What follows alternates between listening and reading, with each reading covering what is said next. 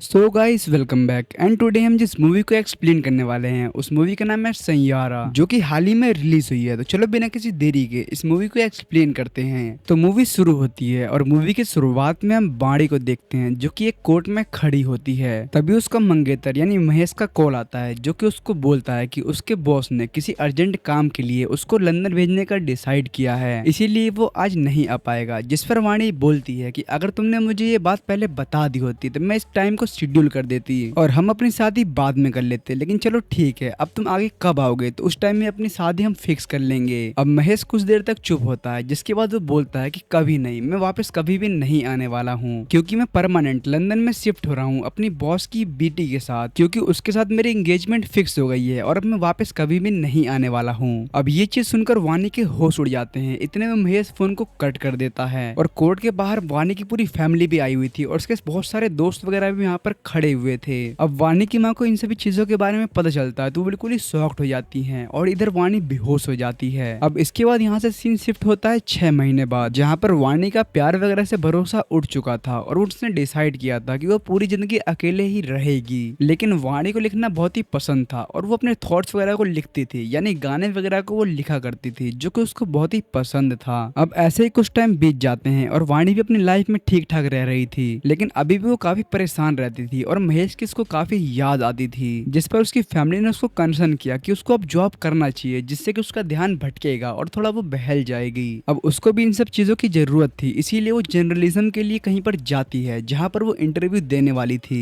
लेकिन यहाँ पर वो इंटरव्यूअर का एक भी सवाल का जवाब नहीं दे पाती है क्योंकि वहाँ पर सारे क्वेश्चन इंस्टाग्राम वगैरह से रिलेटेड थे। मतलब यहाँ पर सिर्फ ऐसे ही क्वेश्चन पूछे जा रहे थे कि इस सेलिब्रिटी का बेटा क्या करता है या फिर ये सेलिब्रिटी किस चीज में अभी लगा हुआ है, और ये सभी चीजें इंस्टाग्राम वगैरह पर ट्रेंड करती है। लेकिन यहाँ पर वाणी इंस्टाग्राम नहीं चलाती थी, इसीलिए उसने एक भी सवाल का जवाब नहीं दे पाई। अब कंपनी वाले उसको पैसे दिया बिना इंटर्न रख लेते हैं जो कि बड़े बड़े कंपनियों की आदत होती है, यानी वाणी वहाँ पर काम करेगी लेकिन उसको काम करने के एक भी पैसे नहीं मिलेंगे। अब इसके तुरंत बाद यहाँ पर क्रिस आता है जो कि वाणी की किताब देते हुए बोलता है कि तुम बहुत ही अच्छा लिखती हो। अभी कुछ देर पहले वाणी बाहर बैठी थी और उसने अपने किताब को वहीं पर छोड़ दिया था और क्रिस ने उसको पढ़ा तो उसको बहुत ही अच्छा लगा। अब इसके बाद क्रिस गेट खोलकर अंदर जाता है और वहाँ पर बैठे एचआर को उठाकर बहुत ही मारता है। काफी मारने पीटने के बाद वो बोलता है कि तुमने ऐसे रिव्यू क्यों किया। असल में उसने क्रिस के गाने के ऊपर बहुत ही बुरा रिव्यू किया था और यहाँ पर खड़े सभी लोग उसकी वीडियो भी बना रहे थे। असल में क्रिस एक बैंड का हिस्सा था और वही गाने वगैरह सभी चीजें कंपोज करता था और गाता भी था। सबसे मेन काम उसी का था, हर चीज वही करता था, लेकिन फिर भी उसका कोई भी नाम यहाँ पर नहीं लिखा गया था क्योंकि एचआर ने सारा का सारा क्रेडिट उस बैंड के किसी और बंदे को दिया था, बिकॉज कि उस लड़के के फादर बहुत ही अमीर थे और वही इस बैंक को फंड वगैरह कर रहे थे। और इसी बात पे क्रिस ने उसको सही से कूटा, जिसके बाद वो बाहर जाता है और उसी लड़के से लड़ने लगता है क्योंकि क्रिस के साथ यहाँ पर बहुत ही गलत हुआ था और इसी लड़ाई की वजह से उसके सारे दोस्त यहाँ से चले जाते हैं। लेकिन 5 मिनट बाद ही इनके पूरे बैंड को गाना गाना था और यहाँ पर उसकी पूरी बैंड चली गई थी, सिर्फ क्रिस ही अकेला बचा हुआ था। अब यहाँ पर क्रिस पूरी तरीके से अकेला नहीं हुआ था, उसका एक दोस्त जिसका नाम कैवी है वो उसके साथ ही था।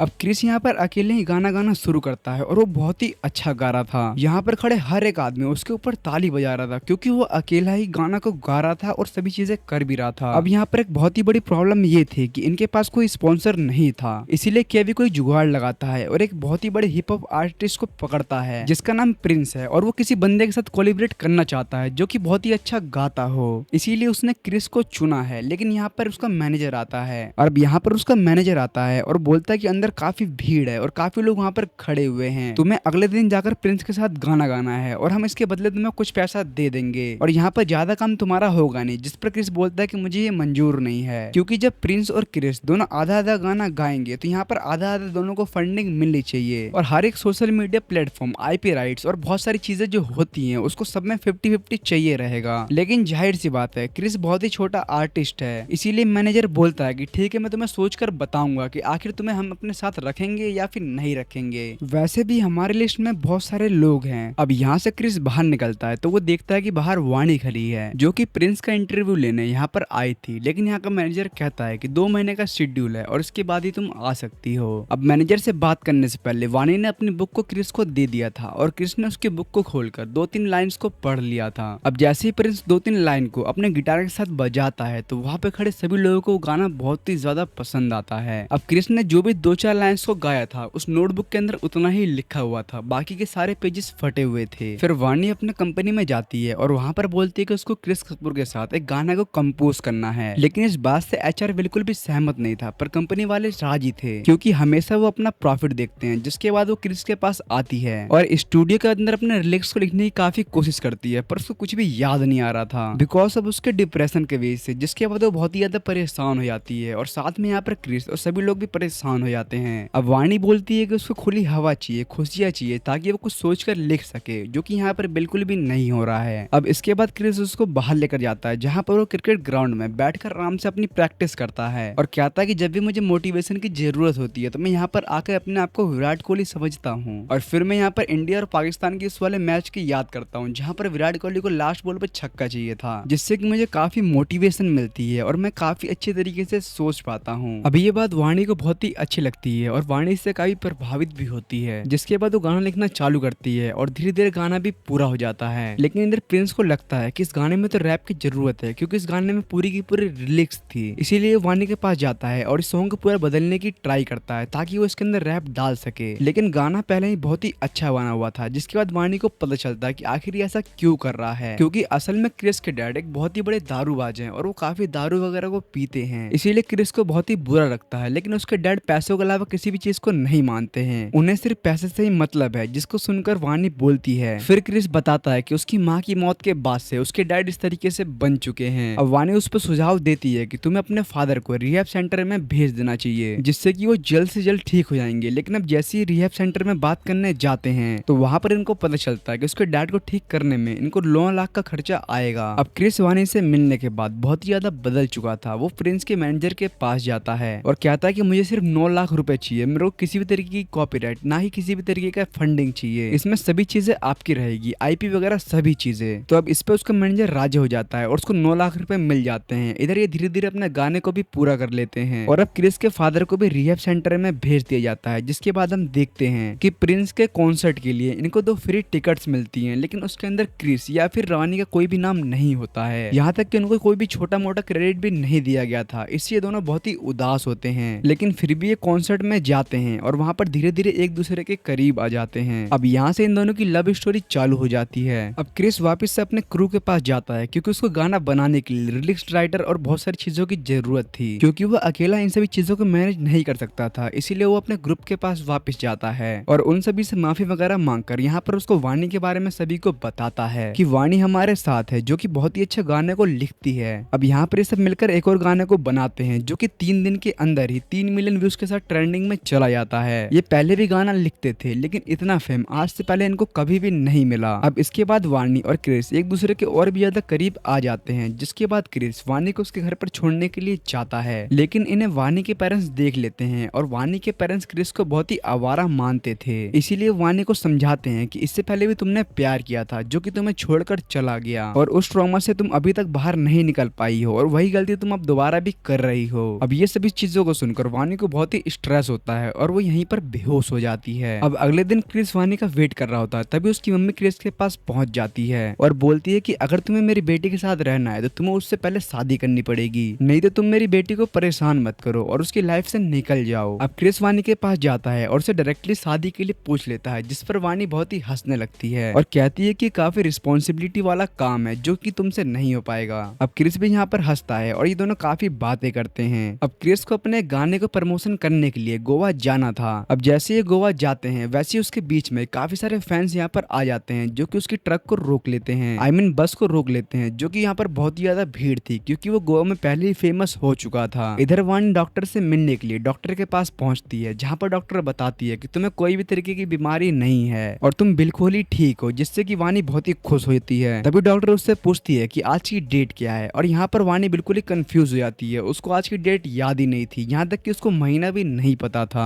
अब डॉक्टर उसको एक गलत डेट और गलत मंथ बताती है, जिसको सुनकर वो हामी भरती है, जिससे कि डॉक्टर को कंफर्म हो जाता है कि उसको एक बीमारी है और उसे 5 मिनट पहले की बात का याद नहीं है कि आज कौन सा डेट है या फिर इन दोनों के बीच में क्या बात हुई थी, जिससे कि वाणी काफी डर जाती है। फिर डॉक्टर उसको बताती है कि ये एक भूलने की बीमारी है जो कि अक्सर बूढ़े लोगों को होता है और ये बीमारी बहुत ही ज्यादा डेंजर है। अब क्रिस गोवा से आ चुका था और वाणी उससे मिलने के लिए जाती है, जहाँ पर वो उसको सभी चीजें बताने वाली थी, पर क्रिस उसको कुछ भी बोलने नहीं देता है और वो काफी बताता है कि गोवा में ऐसी चीज हुई है, गोवा में वैसी चीज हुई है और वो बहुत ही ज्यादा हैप्पी भी था और वो अपनी शादी का भी प्लानिंग कर रहा था जिससे कि वो बहुत ही खुश था। यहाँ पर वानी उसको कुछ भी नहीं बताती है। अब इन सब के इतने बड़े सक्सेस की वजह से ये एक पार्टी को ऑर्गेनाइज करते हैं जो कि इनकी ऑफिस के अंदर ही था। अब इस पार्टी में किसी वजह से महेश भी आता है जो कि वानी को पहचान लिया था, लेकिन वानी उसको बिल्कुल भी नहीं पहचानती है। अब महेश उसको अलग अलग जगह टच करने की कोशिश कर रहा था, तभी वानी को अपने पीछे वाली बात की याद आती है। इसको अब लगता है कि ये पास्ट में जी रही है, जिसके बाद वो कहती है कि चलो रूम में चलते हैं। और अभी वानी सब चीजें भूल चुकी थी कि आखिर उसके साथ क्या हुआ था और क्या नहीं हुआ था। अब वानी को लग रहा था कल ही उसकी शादी है, जो कि वो महेश को भी बताती है कि कल हम शादी इस तरीके से करने वाले हैं। लेकिन महेश को भी पता था कि अब यहाँ पर बहुत ही गलत चीजें हो रही हैं और ये बहुत ही अजीब तरीके से बिहेव कर रही है। अब इसके बाद क्रिस को फोन करने लगता है, लेकिन वानी यहाँ पर फोन नहीं उठाती है, उल्टा फोन उसको यहीं पर टेबल पर छूट जाता है। फिर यहाँ पर एक वेटर फोन को उठाता है और वहाँ पर हो रही सही बातों को उसको बताता है, जिस पर क्रिस अपना कॉन्सर्ट को छोड़कर तेजी में उस लोकेशन के पास पहुंचता है। और वहाँ पर वानी के फोन के साथ साथ उसका बैग भी पड़ा हुआ था, जिसके अंदर डॉक्टर के काफी सारे प्रिस्क्रिप्शंस भी रखे हुए थे, जो कि क्रिस पढ़ता है तो उसको सभी चीजों के बारे में पता चल जाता है कि आखिर वानी के साथ क्या हो रहा है। और फिर वो सोचता है कि जरूर वो ग्राउंड में गई होगी जहाँ पर वो क्रिकेट के बारे में उसको बताया था। अब क्रिस तेजी में उस क्रिकेट ग्राउंड में पहुंचता है और जब वानी को पता चलता है कि क्रिस को सभी चीजें पता चल चुकी हैं तो बहुत ही परेशान हो जाती है और चिल्ला चिल्ला को क्रिस को अपने पास से जाने के लिए बोलती है और कहती है कि वो साथ में नहीं रह सकते हैं। लेकिन क्रिस उसको छोड़ने को राजी नहीं था, जिस पर वानी कहती है कि क्या फायदा कि मैं तुम्हें कल भूल जाऊं, और भी काफी चीजें कहती है, जिस पर क्रिस बोलता है कि जब भी तुम मुझे भूलोगी तो मैं तुम्हें अपने आप को याद दिला दूंगा और हम रोज हजारों लाखों करोड़ों यादें को बनाएंगे जिसको तुम वापस से नहीं भुला पाओगी। ये सब बोलते हुए क्रिस वानी को काफी तेज से पकड़ लेता है और उसको छोड़ता नहीं है, जिस पर वानी का भी गुस्सा शांत होता है और वो चिल्लाना बंद कर देती है। अब वानी डॉक्टर से मिलने के लिए जाती है तो डॉक्टर उसको बताती है कि तुम्हें रोज रूटीन चेक करने के लिए यहाँ पर आना पड़ेगा और एक भी दिन को तुम मिस नहीं कर सकती हो और तुम्हें बहुत ही अलग अलग जगह पर भी जाना पड़ेगा जहाँ पर कोई भी आदमी ना आता हो, जहाँ पर कोई भी आदमी किसी भी तरीके से तुम्हें डिस्ट्रैक्ट ना कर सके। अब क्रिस वानी से कहता है कि ठीक है, और ये दोनों घूमने के लिए निकलने वाले थे, लेकिन यहाँ पर वानी के पेरेंट्स मना करते हैं। पर अभी वानी के पेरेंट्स को क्रिस के ऊपर बहुत ही भरोसा था, क्योंकि वानी के पेरेंट्स को भी सभी चीजों के बारे में पता चल चुका था। लेकिन इसके बाद भी क्रिस ने अभी तक उसका हाथ नहीं छोड़ा था, इसलिए वो बहुत ही खुश थे और ये दोनों वहाँ से घूमने वगैरह के लिए निकलते हैं और काफी मजे करते हैं। लेकिन दूसरी तरफ इनका अभी तक कॉन्सर्ट बहुत ही ज्यादा रुके पड़े थे और इनका काम भी नहीं हो रहा था, जिस पर इनके बैंड वाले क्रिस से बात करते हैं कि ऐसे काम नहीं चल सकता है और हम बहुत ही ज्यादा नुकसान में चले जाएंगे। लेकिन क्रिस बोलता है कि मुझे कुछ टाइम और लगेगा क्योंकि मैं इसके साथ हूँ। अब यहाँ पर वानी समझाती है कि तुम्हें उसके साथ जाना चाहिए क्योंकि हमारे पास और भी काम है और इस तरीके से हम लाइफ नहीं जी सकते हैं, इसीलिए वो वापस से काम करने के लिए आता है और वो कहती है कि वो हमेशा उसके साथ भी रहेगी। अभी दोनों एक कॉन्सर्ट करने के लिए वापस से जाते हैं, जहाँ पर दोनों हक करके पहले कॉन्सर्ट को गाने के लिए चालू करते हैं और क्रिस गाने को गाने लगता है और इधर नीचे वानी खड़ी होकर उसको देख रही थी। तभी यहाँ पर महेश आता है, जिसको देखकर वो वापस से पास्ट में ट्रिगर हो जाती है और वापस से उसके अपनी शादी की बात करने लगती है कि कल इनकी शादी है और उनको अभी तक टाइम एक्सपेंड करना चाहिए। अब महेश भी इसका फायदा उठाता है और उसके साथ रूम में जाने लगता है। अब क्रिस को काफी देर तक वानी नहीं दिखती है तो उसको ढूंढते हुए उस रूम के अंदर पहुंच जाता है, जहाँ पर इन दोनों को एक साथ देखता है, जिसके बाद ये महेश को काफी बुरी तरीके से मारता है और वानी को अपने साथ लेकर जाने लगता है। तभी वानी एक चाकू को उठा लेती है और क्रिस के हाथ में स्टैब कर देती है, क्योंकि वो महेश की साइड ले रही थी। अभी भी वो पास्ट के लूप में फंसी हुई थी, जिस पर यहाँ पर वो बहुत ही ज्यादा चिल्ला चिल्ला कर बोलने लगती है कि तुम यहाँ से चले जाओ और हमें अकेला छोड़ दो, हमारी शादी होने वाली है और तुम कौन होते हो हमारे बीच में आने वाले। लिटरली वो अपने प्रेजेंट के बारे में सभी चीजें भूल चुकी थी। अब इसके साथ ही वानी यहीं पर बेहोश हो जाती है और अगले दिन उसकी जब आंख खुलती है तो वो क्रिस से बोलती है कि जल्दी चलो, हम कॉन्सर्ट के लिए लेट हो जाएंगे। अब क्रिस बताता है कि कॉन्सर्ट तो कल ही हो चुका है और वानी ने काफी मजे भी किए हैं। अब वो वानी से पूछता है कि उसका एक दोस्त है जिसकी एक गर्लफ्रेंड है और उसकी गर्लफ्रेंड बार बार उससे रूठ जाती है, तो आखिर वो उसको किस तरीके से मना सकता है। जिस पर वानी अपना नोटबुक खोलकर उसको एक गाना देती है और कहती है कि अगर जो रूठा हुआ आदमी ये गाने को सुन लेगा तो वापस से मान जाएगा। और असल में वो गाना बहुत ही प्यारा होता। अब क्रिस अपने बैंड के पास वापस से जाता है और पिछले रात जो भी चीजें हुई थी उसके बारे में वो माफी मांगता है, लेकिन यहाँ पर उसका बैंड बहुत ही ज्यादा रूठा हुआ था और वो सब उससे बोलते हैं कि तू पहले ही ठीक था, तू अपने लिए गाता था और अपने लिए जीता था, लेकिन जब से वानी तेरी लाइफ में आई है तब से तू पूरा बदल चुका है, क्योंकि कल रात महेश को मारने की वजह से इनका पूरा का पूरा चेक ही कैंसिल हो जाता है और इनका बहुत ही ज्यादा बड़ा लॉस हो जाता है। जिसको सुनकर क्रिस हंसने लगता है और बोलता है कि अब मेरे लाइफ में जो भी है वो सिर्फ वानी ही है और उससे बढ़कर मेरे लाइफ में अब कुछ भी नहीं है। जिसके बाद वो वानी से से मिलने के लिए उसके रूम में जाता है, लेकिन वानी अपने रूम में कहीं भी नहीं थी। असल में उसने क्रिस की सारी बातें सुन ली थी जो भी वो अपने क्रू मेंबर्स के साथ कह रहा था। अब क्रिस उसको काफी ज्यादा ढूंढता है और पूरा दिन और रात ढूंढने के बाद भी उसको कहीं भी वो नहीं मिलती है। यहाँ तक कि उसने पुलिस कंप्लेन वगैरह सभी चीजें करवा दी थी, पर वानी ने जाने से पहले एक लेटर को लिखा था कि उसकी वजह से उसके लाइफ सक्सेस नहीं हो पाएगा, इसीलिए वहाँ से जा रही है। वो नहीं चाहती कि उसकी वजह से क्रिस की लाइफ खराब हो, और वो जहाँ पर भी रहेगी वो उसके लिए प्रे करेगी कि वो हमेशा ठीक रहे। अब क्रिस बहुत ही ज्यादा परेशान हो जाता है क्योंकि इतने टाइम तक ढूंढने के बाद भी उसको वानी कहीं भी नहीं मिलती है। तभी उसको उस गाने के बारे में याद आता है जो कि वानी ने लिखकर उसको दिया था कि कोई भी रूठा हुआ आदमी जब इस गाने को सुनेगा तो वापस आने का उसका मन जरूर करेगा। अब वो रोते हुए अपने क्रू के पास वापस जाता है और कहता है कि मुझे एक कॉन्सर्ट करना है, बल्कि मुझे एक नहीं बल्कि पूरे इंडिया में कॉन्सर्ट करने हैं, और एक गाने को पूरे इंडिया में गाना है जिसकी वजह से वानी वापस से उसके पास आ जाएगी। अब क्रिस की इतनी ज्यादा खराब हालत को देखकर सभी लोग परेशान हो जाते हैं और उसकी मदद करने के लिए रेडी हो जाते हैं। अब इन लोगों को भी पैसा कमाना था क्योंकि ये पूरे इंडिया में कॉन्सर्ट करवाने वाले थे, इसीलिए इनको काफी अच्छा खासा मुनाफा भी होने वाला था। जिसके बाद क्रिस हर एक स्टेट के अंदर, यहाँ तक कि छोटे छोटे जिले वगैरह के अंदर भी उस गाने को कॉन्सर्ट करता है। और ये गाना सैयारा था जो कि वर्ल्ड वाइड काफी फेमस भी हो चुका है, और जरूर से ही आपने भी इस गाने को सुना होगा।